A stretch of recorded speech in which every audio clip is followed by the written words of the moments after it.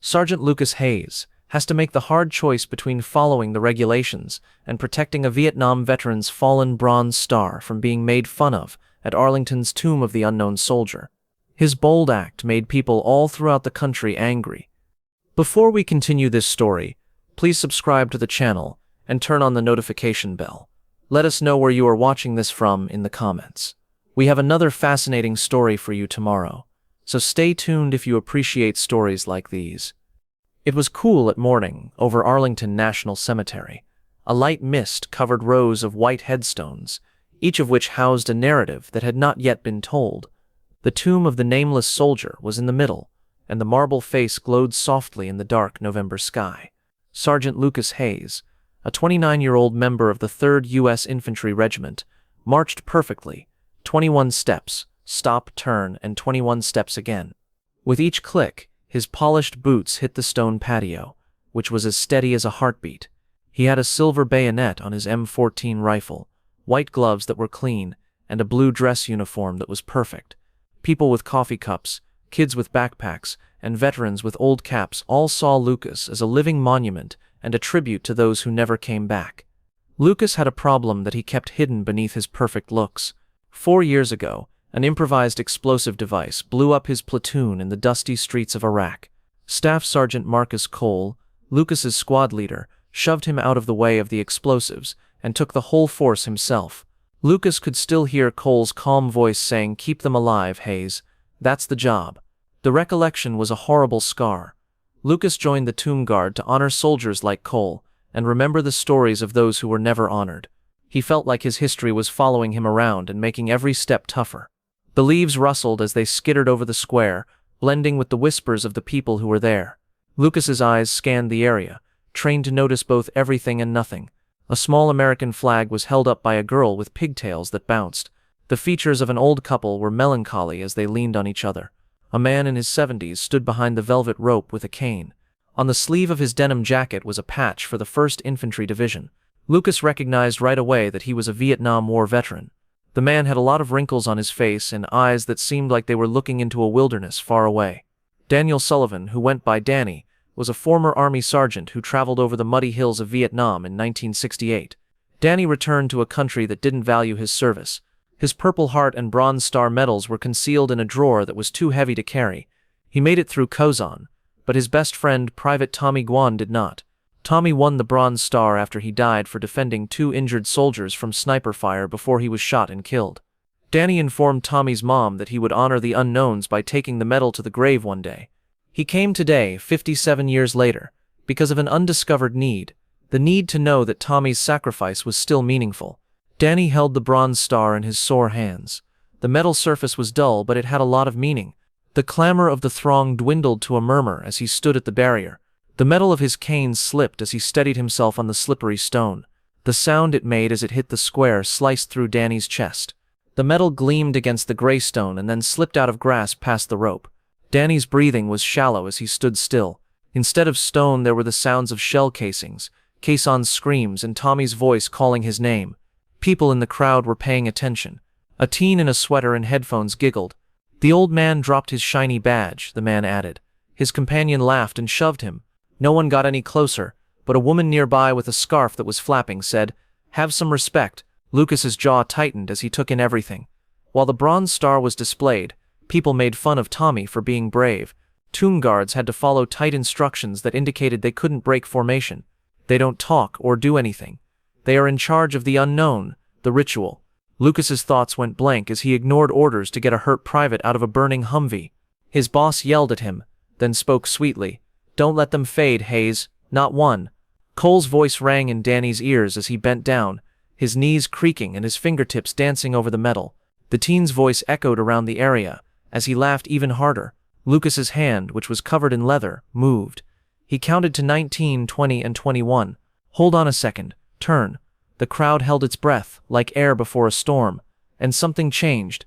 Lucas saw the Bronze Star, which was a light in the gray that appeared like a star. He noticed that Danny's hand was shaking, his shoulders were drooping, and he looked embarrassed. "I thought of Tommy Guan, a 19-year-old who gave up everything, and was left with nothing except a metal kick." "Stay, as is the norm. Go," Judy said. Lucas got off the mat after that. One step, then two, slowly and gently. The crowd gasped in shock. Lucas crossed the rope, and his feet made a loud noise. A child said, "Mom, he's moving." He dropped to his knees and raised the bronze star at just the right time. He used his glove to polish the bronze, which sparkled in the sun. He rose up and looked at Danny, who opened his eyes in shock and thanks. Danny stole the bronze star from Lucas's steady, deep voice, which was against all the rules. "This is yours, Sergeant. It's his courage, not just metal," he said. "That's Tommy's," in a voice that was rough from being alone for so long. I thought I had lost him again. His rough face was wet with tears. He earned it saving lives at Kazan. Lucas looked up into his warm, steady eyes and said, "Thank you, son." He gave a steady, clean salute that held whispered stories. "He's not lost, sir. None of them are." He turned and went back to his station as if nothing had occurred. The crowd stopped moving and then clapped softly and with respect. Mia Chen, a 20-year-old college student, filmed it with her phone. A tomb guard broke the rules to honor a Vietnam hero, and her hands shook as she wrote on Instagram, "This is what America means." Captain Robert Vance, Lucas's employer, was waiting in the shadows of the memorial amphitheater on the other side of the square. He was scratching his pen, which was against the rules, and he looked serious. At about 10:47 a.m., discipline should be advised. Vance, who had fought in Desert Storm, thought the tomb was holy and that its rites were hard to disrupt. Lucas did something that no one had ever done before.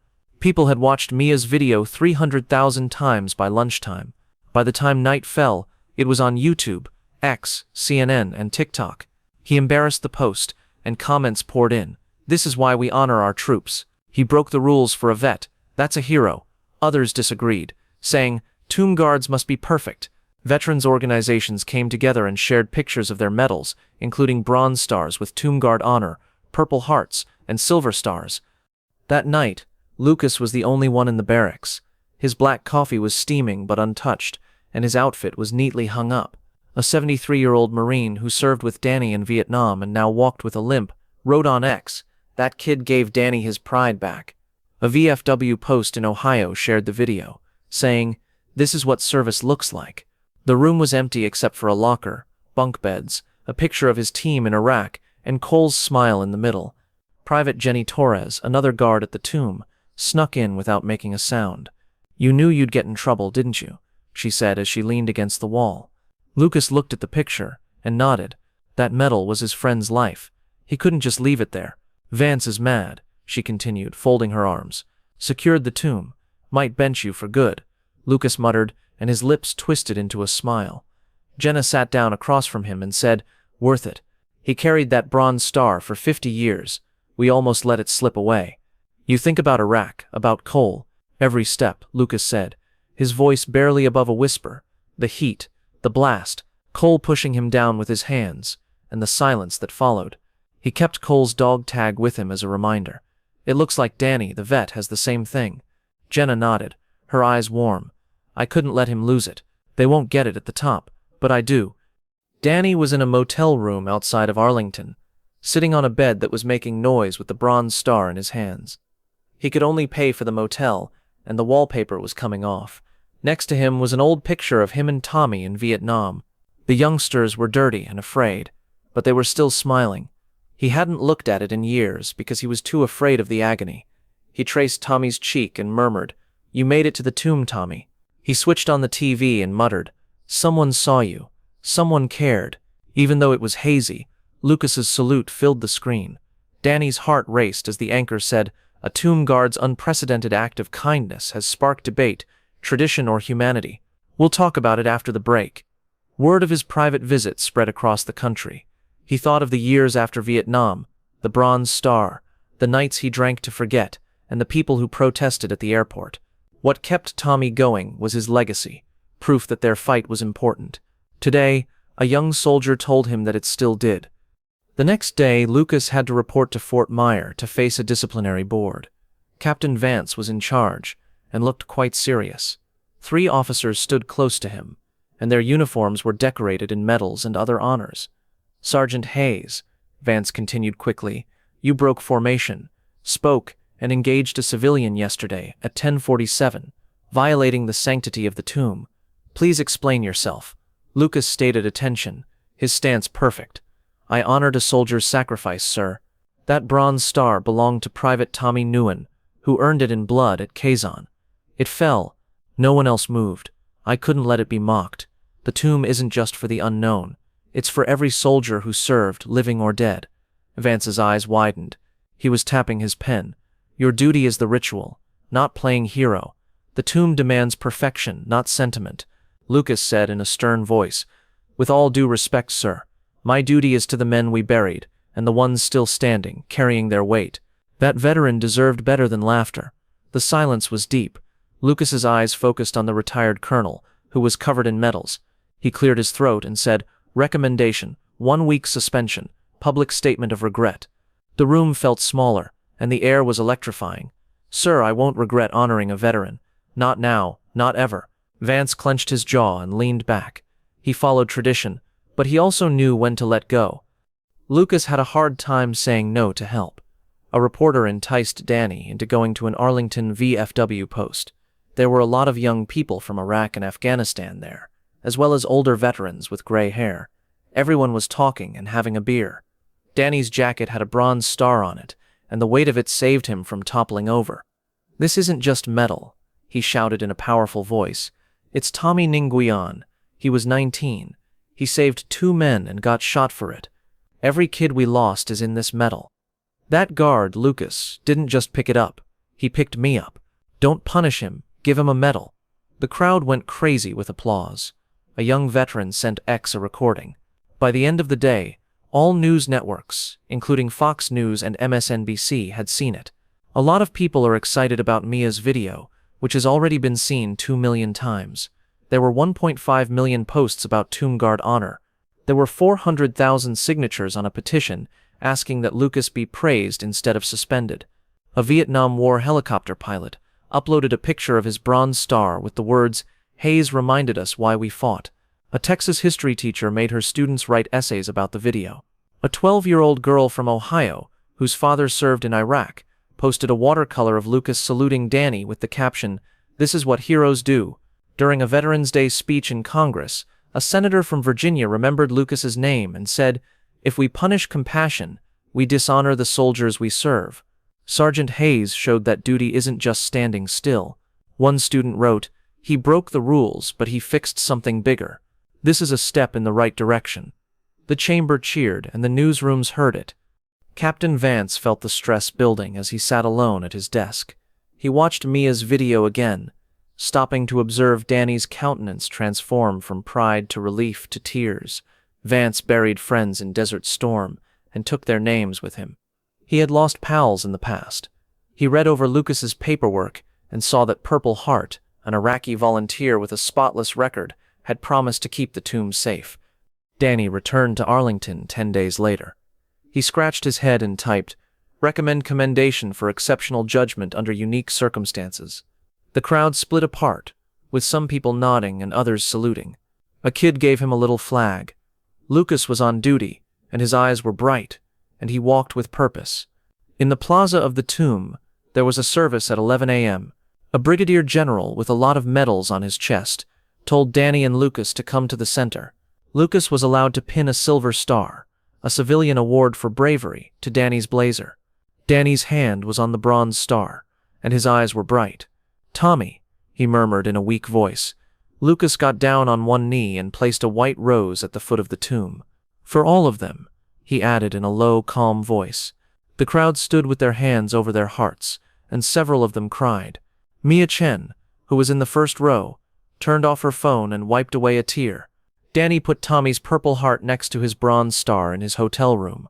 The medals sparkled in the light. A Vietnam veteran in the back gave a wobbly salute and mumbled the words, "Thank you." He took out a picture of himself and Tommy, both of them smiling. "Don't stop. You gave an old man his friend back. You gave America its soul." He wrote to Lucas but never sent it, and then he fell asleep. Turn on the TV. As Lucas opened a drawer in his residence, a news reporter read a tweet that went viral. The Tomb Guard didn't break tradition, he built it. Inside were Cole's dog tag, a folded flag, an army letter, and a medal for valor. He let it go, but his fingers stayed there. Another weight, he thought to himself. He glanced out over the city of Washington, D.C., and said, "But I'll carry it." Cole was watching from someplace. A Vietnam veteran from California traveled to Arlington 4 months later. He moved for one of us. That's enough. He shared a picture of Lucas standing next to the grave, with his shadow plainly visible on the marble. The tomb stores not just the unknown, but all of us as well. Danny passed away quietly that spring, smiling and holding a bronze star in his hand. Lucas wore dress blues to his funeral in a Virginia church. He saluted as taps sounded, and his notes broke the silence. His calm presence was a promise. Keep Tommy, Danny, Cole in your thoughts. A youngster in Arlington grabbed her mother's sleeve weeks later while watching Lucas march. Lucas listened as she knelt down and said softly, "Why is he so still? Because he only moves when it matters, sweetheart. And when he does, the whole world notices." He felt it deep inside, the weight of bravery, as light as a rose and as heavy as the memory of a country. He took 21 steps, bearing the past and keeping the future safe. This narrative is about a soldier, a medal, a quiet November morning in Arlington, and a promise that was broken 50 years ago. It reminds us that occasionally we need to take a break, remember something, or show kindness in the middle of duty's strict correctness. At the cemetery of the nameless soldier, where people move in sync and respect stillness, one man disregarded the rules not to be impolite, but to commemorate a life. So don't forget about Tommy, Danny, and the other heroic people whose bravery never garnered any publicity, but whose effects will linger for hundreds of years. Tell their narrative to make people think, not to get into a quarrel. You should also watch the guard work if you ever go to Arlington. Pay close attention and keep track of how many steps you take. In between the clicks of his boots, you might hear the sound of a promise being kept.